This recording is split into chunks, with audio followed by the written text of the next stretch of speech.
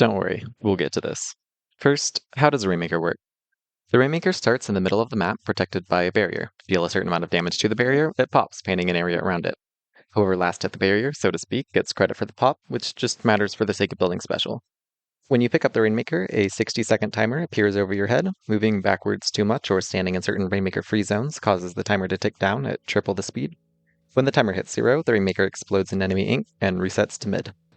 When nobody's carrying the Rainmaker, the losing team will have some passive special charge, and when one team is carrying the Rainmaker, the other team will have an equivalently strong passive special charge. There are these checkpoints. Dunk the Rainmaker on a checkpoint to clear it. Only after you clear a checkpoint can you score past it. Okay, strategy time. We'll start how the match starts, thinking about who's going to pop. On most maps, popping is awesome. It gives you a bunch of paint in mid and gets one of your weapons pretty close to their special. Obviously though, if you don't pop, you get nothing for it. It's kind of an all or nothing. Knowing generally how much object damage each weapon does, as well as the number of lethal bombs on each side, will let you vaguely estimate which team will get popped. Typically, if you aren't going to get popped, you want to be painting up your side of the map and building specials. Having said that, it can be nice to have somebody contest their pop, just to slow it down and give you time to get that paint established before the enemies are ready to push you.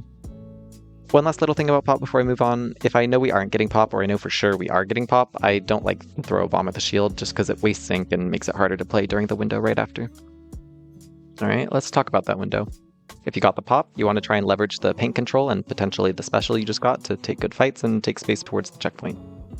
If you didn't get the pop, hopefully you got a decent amount of paint control to make it harder for the enemies to rush you down, and then you just want to make sure you aren't dying and are zoning the opponents away. Here's an example push. After we get pop, I see my roller and pro moving right side, so I go left to pinch with them. I get surprised by the enemy shot, but very thankfully win my 1v1, and then we begin pressuring elbow. I'm throwing bombs and looking for an opening, which eventually presents itself in the form of my teammate popping missiles. I move up with the missiles, and then if I had aimed better or been a little bit more patient, we'd have gotten check off of this. Like we talked about in the tower video, doing the objective is a disadvantage. You're slower when you have the Rainmaker, you're revealed on the map, you lose access to your special, you're put on the clock, the opponents get passive special charge, and your weapon suddenly becomes a lot more vulnerable, so you kind of need babysitting from your teammates. Holding the Rainmaker sucks. So, again, we want an advantage to compensate for this before we start pushing. And again, that's often going to be a numbers advantage. Who should pick up the Rainmaker?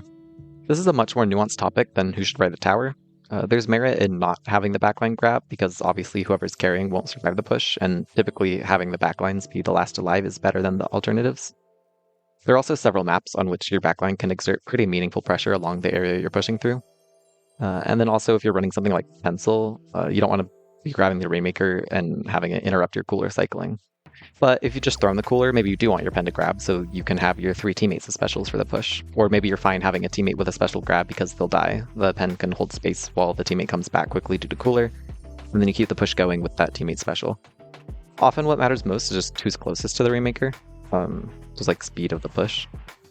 Often you'll have like a weapon that is kind of weak on the push but strong on neutral, like Rush for example, just because in a lot of maps they aren't very helpful on the push. Overall, I think there are just way too many little things that go into who should grab for me to explore all the nuance. But my advice is just try and be mindful about which combination of 3 weapons will be most effective during and after your push, as well as what specials you have access to. In a lot of the comps I play with shot, it's typically ideal for me to grab the Rainmaker, but it's not uncommon for me to say, I'm close to somebody else grab. I want to take a minute to talk about something I briefly touched on in the last video. Splatoon isn't about space, it's about the right space at the right time. This is especially true in Rainmaker. If there's nothing to stop the Rainmaker from swimming forward, this is the fastest scoring objective in the game. So if you're pushing and there's an enemy out of position, often the best play is to just ignore them and score a game-winning amount of points. And if the opponents are pushing, don't be out of position. I'll say this again because it's super important. Always have somebody in front of the Rainmaker. Okay, so something I want to talk about is this concept of the objective line, just to make it a bit clearer to understand where you should be positioning and when.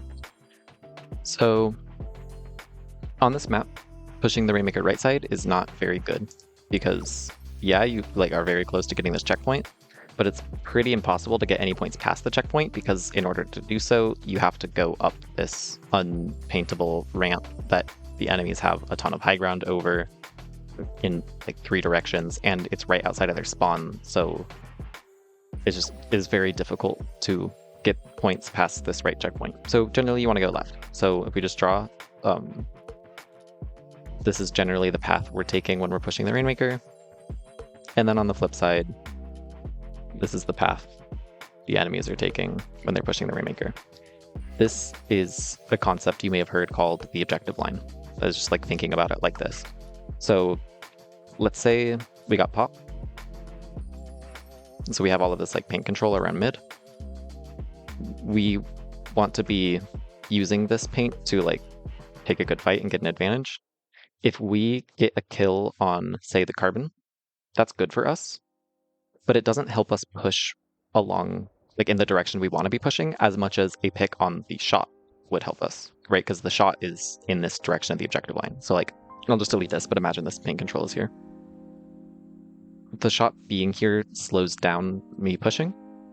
So if I'm able to kill the shot, now I'm able to push up here a lot faster. And also in order to go fight the shot, I've moved in the direction I want to end up pushing anyway, right? Versus if I came and fought the carbon, now we've like killed the carbon and then we need to rotate all the way over here. And that's just like slow. It's kind of bought the enemy's time. So it would be good to get a kill on the carbon. And like, if we see a free kill on the right side, we should probably take it.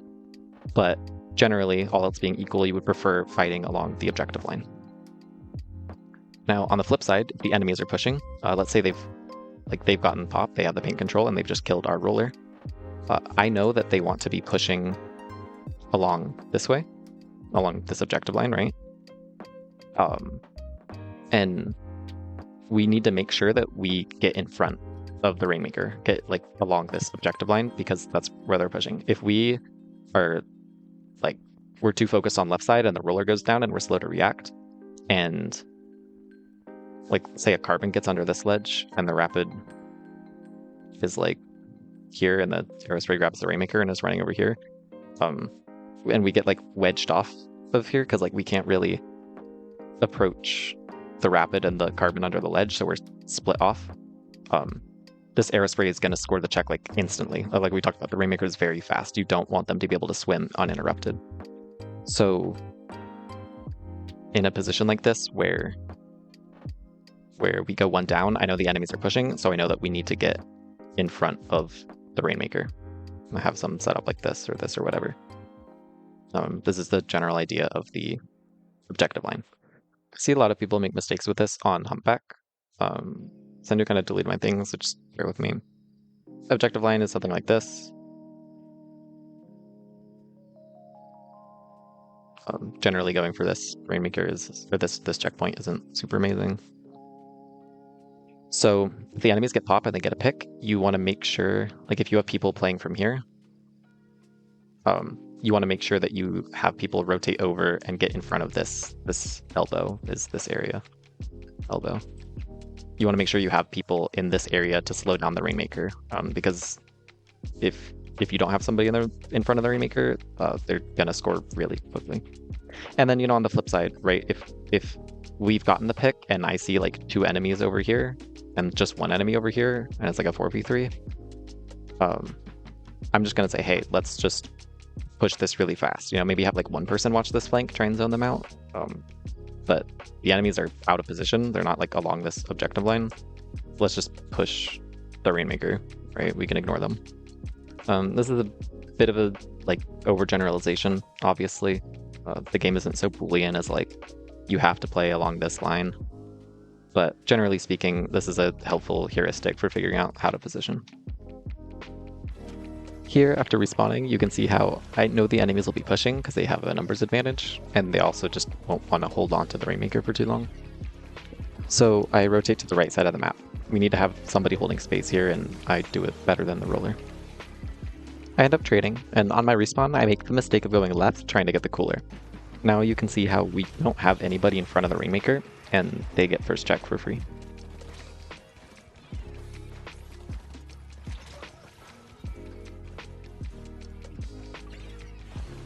Here's an application of the objective line, and again, this is just a heuristic. You don't need to be using this concept to arrive at the same decisions. So we wipe the opponents, and they're dangerously close to lead. 2 of my teammates drop straight into mid to take space as quickly as possible. I take the route the opponents would take if they were to push the Rainmaker. I'm retaking along that objective line. And the reason I'm clearing space along this slower path is just to cover for the opponents going for a Hail Mary Rainmaker backdoor. In this situation, we don't really have enough time to push the Rainmaker, so we don't want to grab for that sake. And the enemies aren't on our doorstep, so we aren't pressured to grab and drop the Rainmaker somewhere else. So we're just popping and letting it reset to mid while I make sure nobody sneaks past us.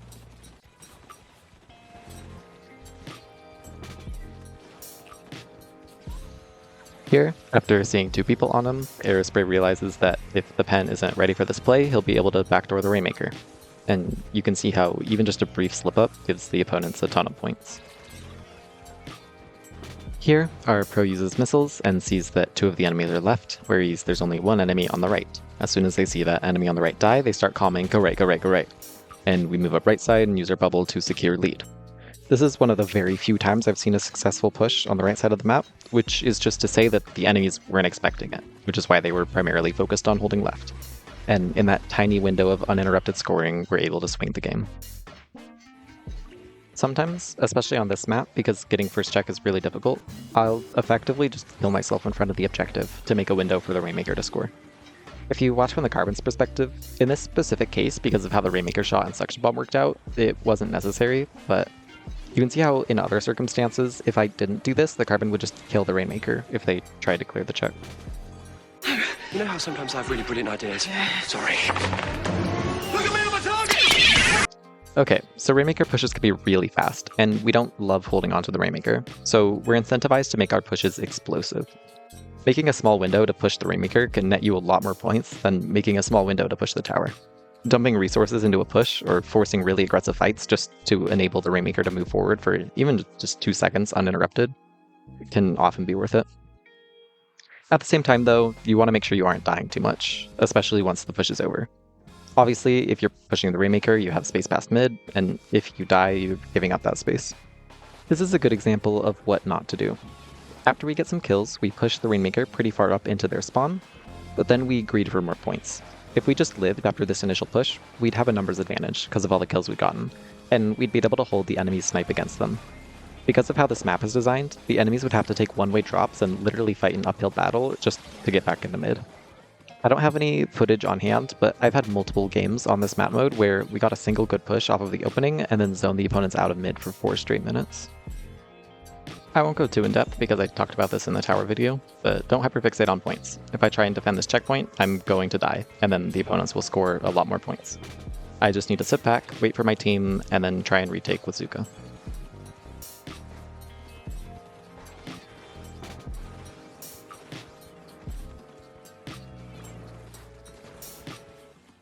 Now is probably a good time to talk about this clip. Why was an entire crowd of people at the biggest Splatoon LAN to date chanting, "Fuck this game mode"? Well, it's because stalling the Rainmaker is a very effective strategy. This will be easiest to explain with some examples, so let's just jump into it. So here we effectively get a wipe. I'm not in position to grab, and I have Zuka, so our pro grabs. But by the time we get into elbow, we don't have an amazing window to score. We'd have to get pretty far up to actually get any points because of our previous push, and it just isn't worth the risk of wiping and letting the opponents back into mid. So we sit back, and once we go down a few people, we just back the Rainmaker up into this corner. The time it'll take the enemies to pop and grab the Rainmaker gives us time to respawn and hold the space the enemies will eventually want to be pushing. Here, the enemies only have 1% pop and grab, so they are actually able to be fighting for relevant space in front, like stalling the Rainmaker didn't delay that. But because the Rainmaker was so far away from them, our pro was able to intercept them. So, they would have needed to have somebody escort the Rainmaker just in case this happens, and if they did that, they wouldn't have enough people to be taking space on the front. So this is a big part of why stalling the Rainmaker is so effective. With the Rainmaker here, the enemies are very close to getting lead. All it takes is one bad fight for us and we lose the game. So we do what any team that wants to win would do, and run the Rainmaker into this corner. Now, the Rainmaker is extremely far away from where the opponents need to get it to, and having the Rainmaker here forces the opponents to bring resources over here. And you can see for this whole sequence, the enemies just aren't fighting for the space they need to be fighting for in order to score the Rainmaker. So for this whole thing, I just have full control over our elbow. Now, the opponents will have to win multiple fights to get lead, and in the end, they aren't even able to grab the Rainmaker, because if they do, our roller will kill them. Stalling the Rainmaker here just puts us in such an advantageous position where the opponents are forced to spend time and resources, but aren't getting any space off of it. As always, there are going to be things I missed, both intentionally and not, but this is generally everything you need to know to start playing this game mode properly. That's all for me for now. Thank you so much for watching, and I'll see you next time.